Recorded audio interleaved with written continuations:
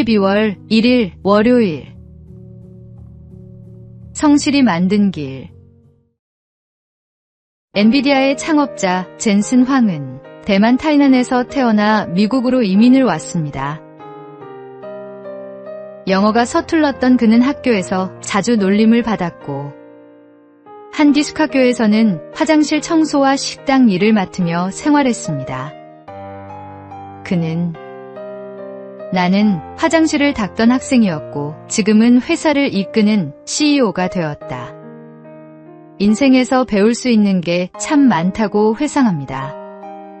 그는 대학에서 전기공학을 전공하고 반도체 회사에서 일하다가 1993년 작은 사무실에서 2명의 동료와 함께 엔비디아를 세웠습니다.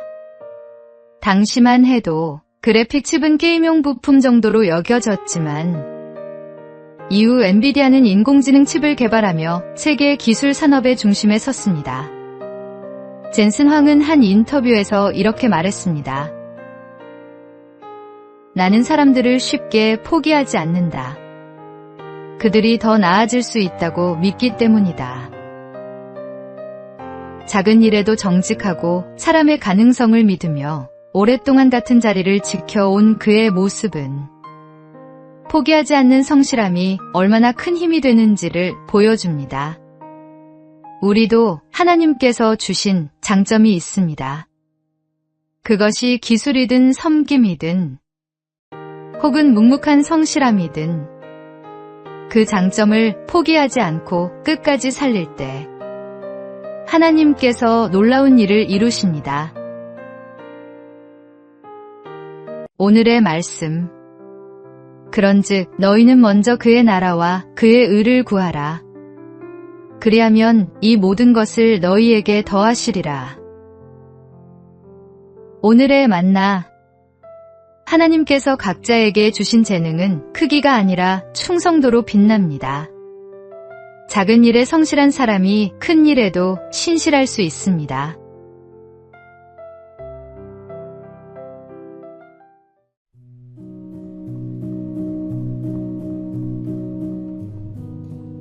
(12월 2일) 화요일. 창조 세계의 미소. 어느 봄날 한 사진가가 연못가에서 특별한 순간을 포착했습니다. 청둥오리가 울타리에 앉아 숨을 내쉬는 모습이었는데 햇살 아래 피어오르는 입김이 마치 담배 연기처럼 보였습니다. 사진의 제목은 야외 흡연 구역이었습니다. 빗물을 털며 서로 장난치는 두 사자, 큰 귀로 눈을 가린 코끼리의 숨바꼭질 같은 모습 등 야생동물의 익살스러운 순간들이 담긴 사진들입니다. 이 사진들은 2015년부터 시작된 코미디 야생동물 사진전의 작품들입니다. 이 사진전은 단순히 웃음을 주는 것을 넘어 소중한 의미가 있습니다.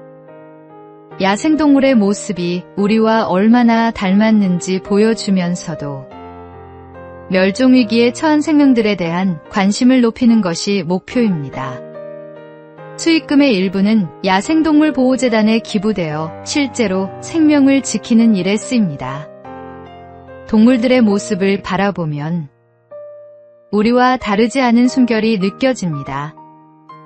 그들도 하나님께서 돌보시는 피조물이며 우리가 함께 지켜야 할 이웃입니다. 하나님의 창조 세계를 돌보는 일은 곧 창조주 하나님을 사랑하는 또 하나의 방법입니다. 오늘의 말씀. 하나님이 지으신 그 모든 것을 보시니 보시기에 심히 좋았더라. 오늘의 만나. 하나님이 지으신 모든 생명에는 존재의 이유가 있습니다. 작은 피조물 하나에도 그분의 사랑이 담겨 있음을 기억하십시오.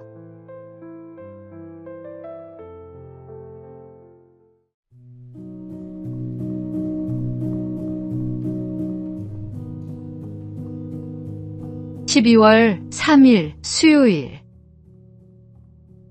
일하는 삶의 가치. 요즘 SNS나 유튜브를 열어보면 비슷한 유혹이 끊이지 않습니다. 쉬운 돈벌이, 노력 없이 성공하는 법 같은 광고들이 우리의 눈과 마음을 사로잡습니다. 언제부터인가 일하지 않아도 되는 삶을 행복의 기준으로 삼는 사람들이 늘고 있습니다. 하지만 진짜 행복은 그런 식으로 얻어지지 않습니다. 건강한 몸과 성실한 마음으로 자신의 능력을 다해 일하며 그 일을 통해 기쁨과 의미를 발견할 때 우리는 비로소 살아있음을 느낍니다. 자신의 노력이 가정과 이웃 그리고 사회에 유익을 전할 때 그 인생은 더욱 깊어지고 단단해집니다. 물론 인생의 언덕을 오르는 길은 결코 쉽지 않습니다. 땀을 흘리고 상처를 입으며 때로는 넘어지기도 합니다. 그러나 그 과정 속에서 우리는 생각하는 힘과 실행력, 책임감과 인내를 배우게 됩니다. 그리고 마침내 성숙한 인격으로 자라납니다. 아무리 많은 돈을 쌓아도 인간미를 잃는다면 그 인생은 결국 차가운 금고 앞을 지키는 일과 다르지 않습니다. 계산보다 열정을, 편안함보다 의미를 선택하며 자신의 일을 통해 세상을 따뜻하게 바꾸는 사람들의 등장과 회복을 오늘도 기대하며 기도합니다. 오늘의 말씀. 게으른 자여 개미에게 가서 그가 하는 것을 보고 지혜를 얻으라. 오늘의 만나. 수고하는 손에 하나님의 축복이 임합니다. 일 자체가 은혜이며 그 일을 통해 우리는 하나님의 형상을 드러냅니다.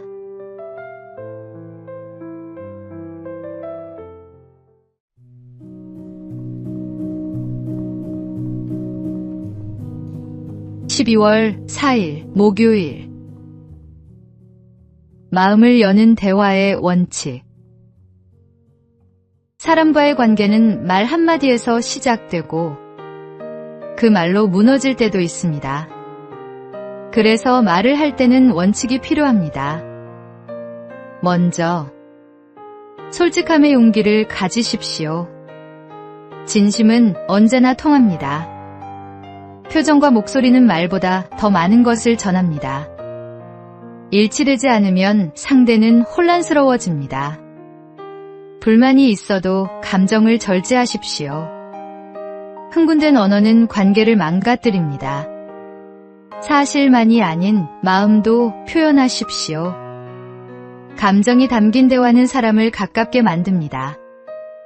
너는 이래보다는 너는 그렇게 하더라라고 말하십시오. 존재를 단정하기보다 행동을 이야기하는 것이 좋습니다. 비판이 필요할 때도 너는이 아닌 나는 이렇게 느꼈어로 시작하면 마음의 문이 열립니다.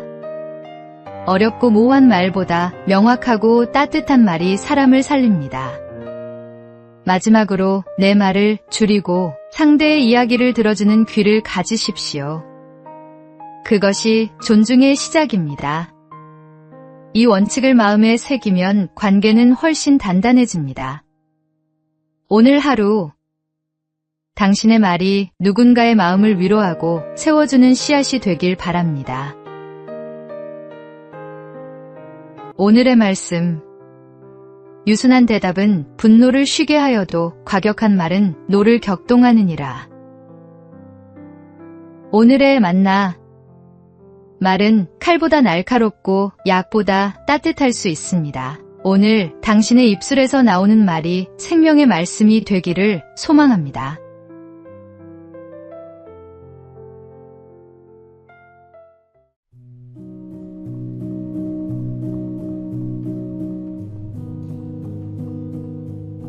(12월 5일) 금요일. 신호를 지키는 것. 요즘 도로를 달리다 보면 빨간불을 무시하고 지나가는 차량이나 보행 신호를 기다리지 못해 뛰어드는 사람들을 자주 보게 됩니다. 한순간의 조급함이 사고로 이어지고 그 피해는 자신뿐 아니라 다른 사람의 삶까지 무너뜨립니다. 뉴욕시에서는 교통질서 의식을 조사한 결과 하루 평균 100만 대가 넘는 차량이 신호를 어긴다고 합니다. 이 통계는 단지 뉴욕의 문제가 아니라 전 세계 도시가 겪는 현실이기도 합니다. 편리함과 속도를 우선시하는 시대 속에서 잠깐이니까 괜찮겠지 하는 마음이 점점 커지고 있습니다. 그러나 신호는 단순한 규칙이 아니라 생명을 지키는 약속입니다. 주님께서 우리에게 율법을 주신 이유도 억압이 아니라 보호와 질서의 은혜를 배우게 하시기 위함입니다. 신호를 지키는 작은 행동 하나가 누군가의 생명을 그리고 우리의 신앙의 품격을 지켜줍니다. 믿는 이가 먼저 질서를 지킬 때 세상은 그 안에서 진짜 신뢰와 존경을 봅니다. 눈에 잘 띄지 않는 규칙이라도 성실히 지키며 말보다 행동으로 복음을 드러내는 하루가 되시기 바랍니다.